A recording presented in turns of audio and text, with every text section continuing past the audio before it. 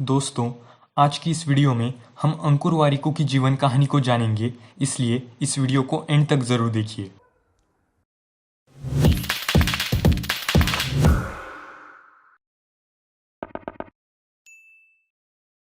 दोस्तों, इस कहानी की शुरुआत होती है 25 अगस्त 1980 से, जब कश्मीर में एक मिडिल क्लास फैमिली में अंकुर वारिको का जन्म हुआ। उन्होंने अपनी शुरुआती पढ़ाई Don Bosco school, New Delhi से पूरी की और अपने स्कूल डेज में वो एक अबो एवरेज स्टूडेंट थे।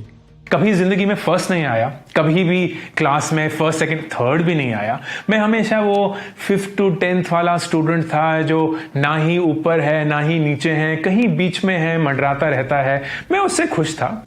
बचपन में उन्होंने कॉमिक्स रेंट पे देकर तो वहीं हायर क्लासेस में मैथ्स के ट्यूशन्स लेकर पैसे कमाए।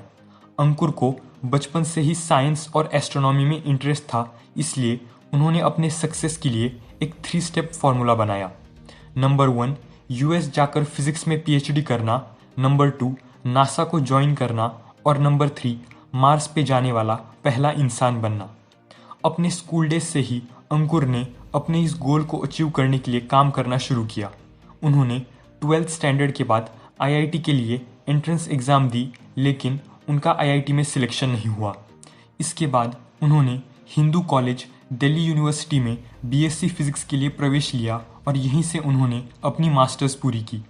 अंकुर फिजिक्स में काफ़ी अच्छे थे, इसलिए अपने कॉलेज डेज में वो फिजिक्स के ट्यूशन लेते थे और इसी समय उन्होंने O&M नामक एडवर्टाइजिंग एजेंसी के लिए मार्केट रिसर्च का भी काम किया। अपने कॉलेज डेज के दौरान ही ईयर 1999 में उनकी मुलाकात रुचि बुद्धिराजा से हुई, जिनसे आगे जाकर 27 साल की उम्र में उन्होंने शादी की।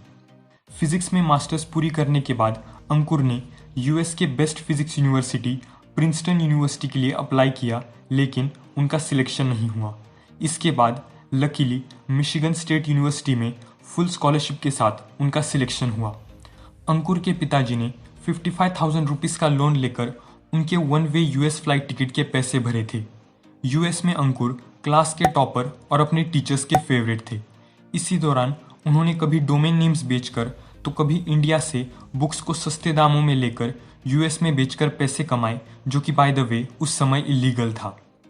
पीएचडी की पढ़ाई करते वक्त अंकुर को लगा कि भले ही वो अपने गोल की तरफ काम कर रहे हैं, लेकिन फिर भी उनकी लाइफ में कुछ तो मिसिंग है और पहली बार उन्हें ये एहसास हुआ कि जिस काम में हम अच्छे हैं और जिस काम को करके हमें खुशी मिलती है, ये दोनों काम अलग हो सकते हैं।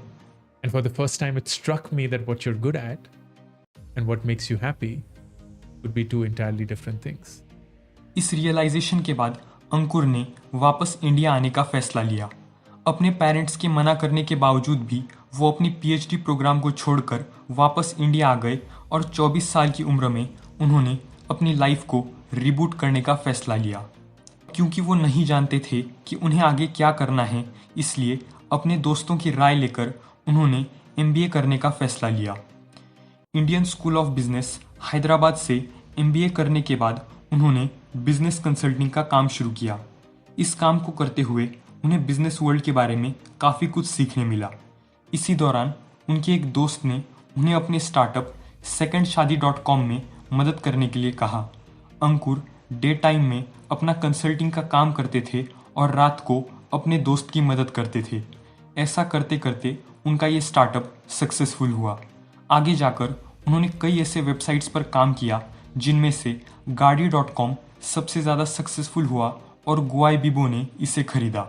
ईयर 2011 में ग्रुपॉन नामक अमेरिकन कंपनी इंडिया में अपने बिजनेस को एक्सपांड करने के लिए लोगों की तलाश कर रही थी।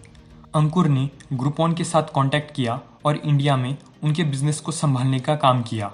ईयर 2015 में उन्होंने ग्रुपॉन इंडिया बिजनेस को ग्रुपॉन से खरीदा और सिकोया कैपिटल के साथ पार्टनर करके इसे इंडिपेंडेंटली रन किया। उन्होंने इसका नाम nearby.com रखा और इसे एक सक्सेसफुल प्रॉफिट मेकिंग कंपनी बनाने के बाद उन्होंने इसे अपने 2 फाउंडर्स को 2019 में सौंप दिया। इस बिजनेस जर्नी के अलावा ईयर 2012 के आसपास अंकुर को एवैस्कुलर नेक्रोसिस नामक बीमारी के साथ डायग्नोज किया गया, जिसकी वजह से उनका जिंदगी भर चलना मुश्किल होने वाला था। सक्सेसफुल ऑपरेशन के बाद अंकुर ने एक हाफ मैराथन में हिस्सा लेकर उसे कंप्लीट किया और इसके बाद 6 पैक एब्स के गोल को अचीव किया। अर्थात लाइफ के इस इंसिडेंट ने उन्हें हेल्थ कॉन्शियस बनाया। ईयर 2016 के आसपास अंकुर ने वारिकू ब्रांड नेम के साथ अपनी सोशल मीडिया जर्नी शुरू की। 2-3 सालों तक उन्होंने लगातार वैल्यूएबल कंटेंट प्रोवाइड किया और लॉकडाउन के दौरान लोगों ने इसे डिस्कवर किया और उन्हें एक्सपोनेंशियल ग्रोथ मिली। आज की तारीख में अंकुर सोशल मीडिया पर काफ़ी पॉपुलर हैं, जहां पर वो फाइनेंस, इन्वेस्टिंग और अपने लाइफ लेसन्स के बारे में बातें करते हैं। अंकुर अपने वीडियोस और पोस्ट्स में ज़्यादातर इन 3 लेसन्स की बात करते नजर आते हैं। नंबर 1, जिस काम में हम अच्छे हैं और जिस काम को करके हमें खुशी मिलती है, ये दोनों काम अलग हो सकते हैं। इसलिए हमें एक लाइफ लॉन्ग स्टूडेंट बनकर ज़्यादा से ज़्यादा चीज़ों को सीखना चाहिए। नंबर 2, हमें अपने लाइफ में कोई भी डिसीजन इसलिए नहीं लेना चाहिए क्योंकि हमारे पास दूसरा कोई ऑप्शन नहीं है, बल्कि हमें वो डिसीजन इसलिए लेना चाहिए क्योंकि हमें सभी ऑप्शंस के बारे में अच्छे से पता है।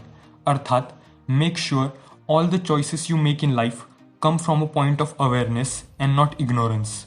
और नंबर 3, उनका लाइफ मोटो है डू इपिक शिट, जहां डू का मतलब है एक्शन, इपिक का मतलब खुद से बड़ी कोई वजह और शिट मतलब जिंदगी को मजे के साथ जीना। तो दोस्तों, ये थी कहानी अंकुर वारिकू की। अगर आपको ये वीडियो पसंद आया हो तो इस वीडियो को लाइक कीजिए और मेरे चैनल को सब्सक्राइब करके बेल आइकन ज़रूर दबाइए।